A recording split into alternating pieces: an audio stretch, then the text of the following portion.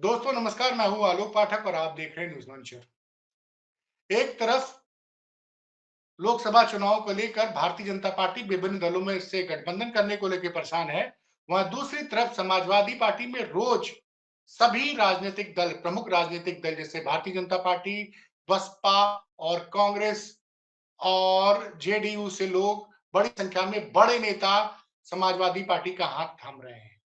दिन पर दिन अखिलेश यादव का पीडीए का जो परिवार है वो बढ़ता चला जा रहा है। आज समाजवादी पार्टी के ऑफिस में लखनऊ में कई बड़ी ज्वाइनिंग हुई है।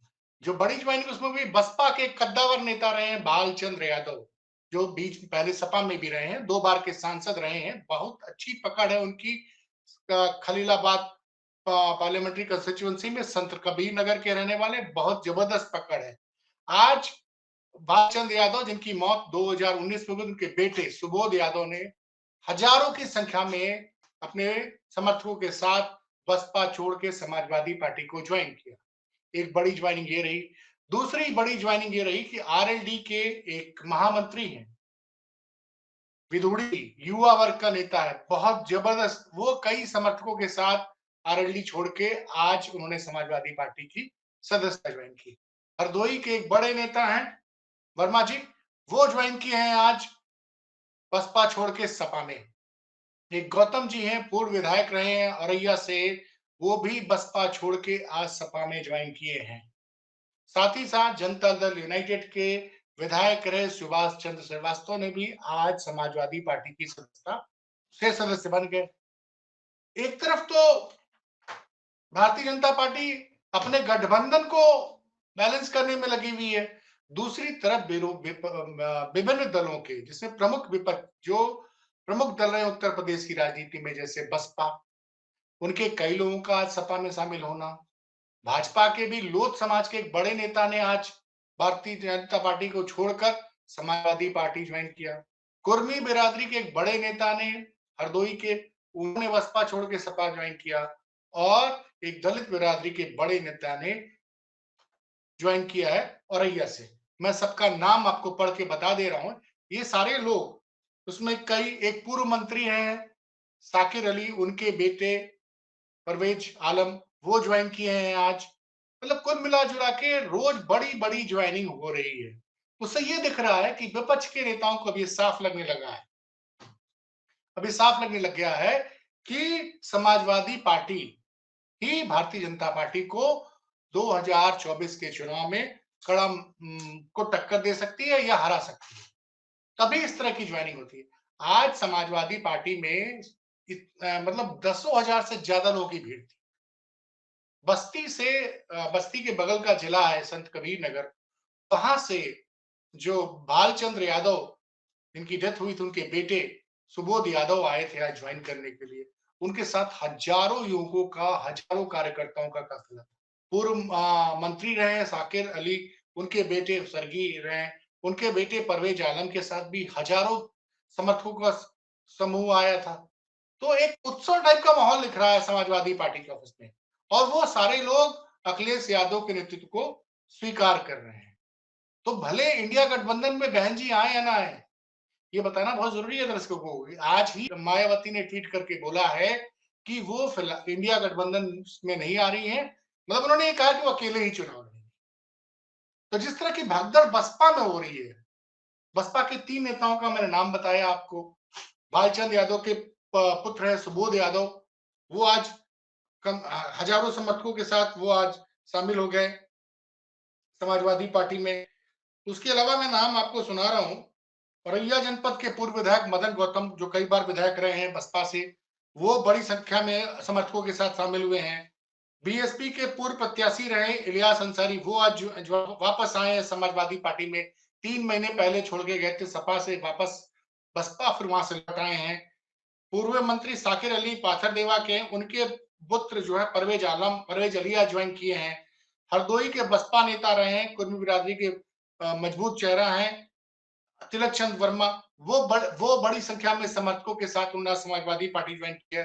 राष्ट्रीय लोकदल के वरिष्ठ नेता श्री लेतलेश विधोड़ी और भारतीय जनता पार्टी वीरांगना अवंती बाई लोधी महासभा के राष्ट्रीय अध्यक्ष डॉक्टर सीताराम राजपूत, कमलेश कुमार गौतम और इस तरह से कई बड़े नेता समाजवादी पार्टी आज ज्वाइन किए हैं। इससे देखिए जनता में एक संदेश जा रहा है, एक संदेश दिख रहा है कि एक तो बार-बार अखिलेश यादव पीडीए की बात करते हैं। पीडीए मतलब पिछड़ा, दलित, अल्पसंख्यक और पिछड़े हुए अगड़े, तो सारे आज रहे हैं। जैसे जनता दल यूनाइटेड के सुभाष चंद्र श्रीवास्तव पूर्व एमएलए हैं, उन्होंने ज्वाइन किया, इनको आप अगड़े में मान सकते हैं। फिर साकिर अली के पुत्र परवेज अली पूर्व मंत्री रहे हैं, ये सपा वापस ज्वाइन किए हैं। उसके अलावा बालचंद्र यादव का नाम मैंने बताया, उनके पुत्र सुबोध यादव, ये बसपा के कद्दावर नेता रहे हैं, पहले सपा में भी रहे हैं, वो ज्वाइन किए हैं। मदन गौतम कई बार के विधायक रहे औरैया से, वो आज उन्होंने बसपा छोड़ी और सपा ज्वाइन कर लिया। साथ ही साथ जो हरदोई के तिलक चंद वर्मा, अब तिलक चंद वर्मा कुर्मी बिरादरी के हैं, तो अब देखिए हर बिरादरी का जो थोड़ा भी जनाधार का नेता है, वो अब समाजवादी पार्टी ही उसको लग रहा है कि उसका एक ठिकाना है, जहां वो रह के भारतीय जनता पार्टी का मुकाबला कर सकता है। और ये बात सुभाष चंद्र श्रीवास्तव जो जनता दल यूनाइटेड के विधायक रह चुके हैं, उन्होंने मीडिया से कहा, हम लोग वहां बैठे हुए थे प्रेस कॉन्फ्रेंस, उन्होंने भी कहा कि संविधान बचाने के लिए, और पीडीए का भी जिक्र किया कि जो जो भी पीडीए, जो अखिलेश यादव के पीडीए, उन्होंने विश्वास व्यक्त किया और बड़ी संख्या में मुस्लिम ज्वाइन कर रहे हैं, बड़ी संख्या में दलित ज्वाइन कर रहे हैं, बड़ी संख्या में यादव भी ज्वाइन कर रहे हैं, कुर्मी बिरादरी भी तो ज्वाइन कर रहे हैं। कहां से ज्वाइन कर रहे हैं? बहुजन समाज पार्टी से।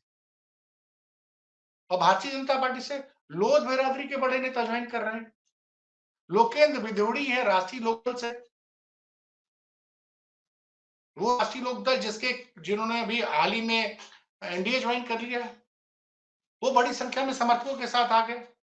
यानी जाट भी बड़ी संख्या में जयंत चौधरी का साथ छोड़ के समाजवादी पार्टी के साथ। अब चुनाव में बसपा आती है गठबंधन में तो ठीक है, नहीं तो मुझे लग रहा है कि विपक्ष के ज्यादातर नेता अब पिछले एक हफ्ते में देखें तो बड़ी संख्या में वो सारे लोग समाजवादी पार्टी ज्वाइन कर, कई लोग कांग्रेस में भी गए। तो अभी जो, और आज एक सवाल पूछा वहां पत्रकारों ने अखिलेश यादव से कि बहन जी ने कहा है कि वो अकेले चुनाव लड़ेंगी, क्योंकि बीच में चर्चा चल रही थी कि वो इंडिया गठबंधन ज्वाइन कर सकते हैं। तो अखिलेश जी ने कहा कि हम उनके इस कदम का स्वागत करते हैं। इस प्रेस कॉन्फ्रेंस में एक और बात हुई, एक पत्रकार ने सवाल पूछा कि भारतीय जनता पार्टी के कैसरगंज के सांसद ब्रजभूषण शरण सिंह फिलहाल भारतीय जनता पार्टी से नाराज बताए जाते हैं, अगर वो उनको टिकट नहीं मिलता भारतीय जनता पार्टी से तो क्या समाजवादी पार्टी उनको टिकट देगी? इस सवाल में जिस पत्रकार ने सवाल किया था, उसके जवाब में अखिलेश यादव ने कहा कि अगर आप कहेंगे तो मैं आपको दे दूंगा, यानी पूरी तरह से ना नहीं कहा। तो भाजपा के जो असंतुष्ट हैं, उन पे भी पूरी नजर है अखिलेश यादव की। देखिए मैं कई डिबेट में कह चुका हूं, समाजवादी पार्टी को शुरू से ही ठाकुर बिरादरी का, राजपूतों का बहुत अच्छा समर्थन मिलता रहा है। हाँ, 2014 के बाद से जो सवर्ण बिरादरियां रही हैं, ठाकुर और ब्राह्मण, ये एकमुश्त होकर भाजपा की तरफ गई। लेकिन पिछले 10 सालों में इसमें कई लोगों का मोह भंग हुआ है और उसमें से कई लोग तो भाजपा छोड़ के सपा भी ज्वाइन कर रहे हैं। तो इस कंडीशन में, और अखिलेश यादव और उनकी पूरी टीम भाजपा से नाराज सवर्णों पर पूरी नजर रखी। तो एक तरफ तो भारतीय जनता पार्टी समाजवादी पार्टी के विधायकों को तोड़ के ले गई, लेकिन सपा की नजर भाजपा के कई नेताओं पर है। एक बड़े ब्राह्मण चरण ने मेरठ के एक भरद्वाज जी थे और ब्राह्मण महासंघ के अध्यक्ष थे। अभी 5 दिन पहले ही मेरठ के थे और उन्होंने समाजवादी पार्टी, एक बड़े सैकड़ों की संख्या में उनके साथ समर्थक आए थे और लखनऊ में ज्वाइनिंग की। तो ये पूरा जो समीकरण बता रहा है कि अखिलेश यादव का जो कुनबा है वो बड़ी, मतलब दिन पर दिन मजबूत होता जा रहा है। और संत कबीर नगर, जहां से भाईचंद यादव, चूंकि वो रहे नहीं हैं, अब उनके बेटे हैं सुबोध यादव, वो 2 बार के सांसद रहे हैं, उनकी बहुत अच्छी पकड़ है। और जितनी बड़ी संख्या में समर्थक आज आए थे, संत कबीर नगर से लखनऊ में अगर ये सुबोध यादव को ज्वाइनिंग कराने के लिए अगर 5,000 से ज्यादा कार्यकर्ता आ जाए, तो उससे आप समझ सकते हैं कि उस वो आदमी अपने क्षेत्र में कितना पॉपुलर होगा। इसका इम्पैक्ट पड़ेगा। जो सीटें हैं संत कबीर नगर, बस्ती और वहां पे जिसको प्रत्याशी बनाया है समाजवादी पार्टी ने बस्ती में, चौधरी जी, बगल की सीट है खलीलाबाद के बगल की, वहां पे भी बड़ी संख्या में यादव हैं और बालचंद यादव बीच में छोड़ के चले गए थे बसपा, तो उनके साथ बड़ी संख्या में और जमीनी नेता रहे हैं। संत कबीर नगर के बहुत जमीनी नेता रहे, सबके सुख दुख में खड़े होते रहे। अब उनका निधन हो गया है, तो सुबोध यादव उस विरासत को संभाले हुए। तो परिस्थितियां ये दिख रही हैं कि समाजवादी पार्टी एक तो अपने परिवार को मजबूत कर रही है, पीडीए का दायरा बढ़ा रही है, दूसरी पार्टी से बड़ी संख्या में बड़े जनाधार वाले नेताओं का आने का मतलब ये है कि अब विपक्षी दल में जो लोग इंडिया गठबंधन में शामिल नहीं होंगे, अगर बहुजन समाजवादी पार्टी इंडिया गठबंधन में शामिल नहीं होती है तो, क्योंकि अभी भी मैं रूल आउट नहीं कर रहा हूं, हो सकता है नेताओं को ठिकाना नहीं है कब मूड बदल जाए, लेकिन अगर वो नहीं ज्वाइन करते, जिस तरह से बसपा के जनाधार वाले नेता आ रहे हैं, आप देखिए 2022 के चुनाव के पहले में कई लोग आए सपा में, रामअचल राजभर है, लालजी वर्मा है और इंद्रजीत सरोज आए, तो ये सारे लोग और उसके अलावा बसपा से हरिशंकर तिवारी, स्वर्गीय हरिशंकर तिवारी के पुत्र विनय शंकर तिवारी और भीष्म शंकर तिवारी भी आगे थे ब्राह्मण चेहरे के रूप में। तो ये था 2022 के चुनाव के पहले का। अब धीरे धीरे और भी लोग चलते चले आ रहे हैं, तो ये अल्टीमेटली होगा क्या कि भारतीय जनता पार्टी को इस बार भले बसपा शामिल हो या ना हो, उसको बड़ी मजबूत टक्कर देने जा रही है कांग्रेस और समाजवादी पार्टी का जो इंडिया गठबंधन है उत्तर प्रदेश में। तो आप ये देखिएगा कि जो भी वोटर भारतीय जनता पार्टी से नाराज है, वो शायद अब इंडिया गठबंधन के पक्ष में ही वोट करेगा और भले भारतीय जनता पार्टी और उसकी मीडिया दावा करे कि उत्तर प्रदेश में वो 80 में 80 सीट जीतेंगे, लेकिन जमीनी हालात ऐसे लग नहीं रहे हैं। और आज ही एक चर्चा थी कि समाजवादी पार्टी की नजर 29 सीटों पर फोकस किया है, इसमें 17 ऐसी सीटें हैं जहां पे मुस्लिम डोमिनेटेड है, मतलब जहां पे मुसलमान वोटरों की संख्या 25% से ज्यादा है, एक तो उस पे फोकस है और 13 जो है रिजर्व कंस्टिट्यूएंसी पे भी फोकस किया हुआ।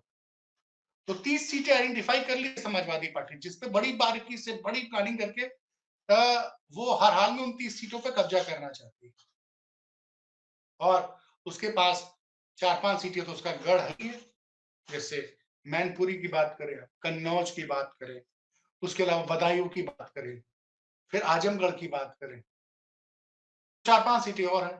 तो इस तरह से और कांग्रेस ने भी फैसला कांग्रेस की तरफ से भी उम्मीद है कि राहुल और प्रियंका अमेठी और रायबरेली से लड़ेंगे और कांग्रेस के खेमे में एक सीट गई, 2-3 सीटें अच्छी गई हैं, जैसे अमरोहा की सीट गई है, वहां से दानिश अली जो बसपा के सांसद थे वो कांग्रेस में शामिल हो गए हैं।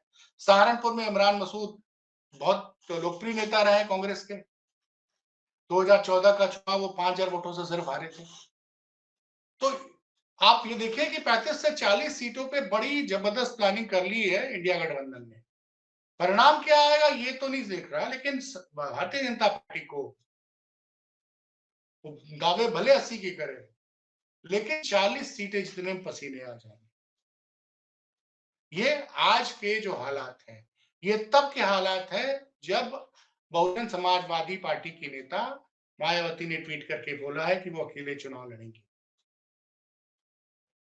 और चूंकि आज इलेक्शन का डेट डिसाइड नहीं हुआ है, कोड ऑफ कंडक्ट लागू नहीं हुआ है, कई लोगों का मानना है, कई पॉलिटिकल पंडित का मानना है कि बहुजन समाजवादी पार्टी कांग्रेस से राष्ट्रीय स्तर पर समझौते की पर्दे के पीछे बात कर रही है, चाहे वो बहन को भी ट्वीट करे।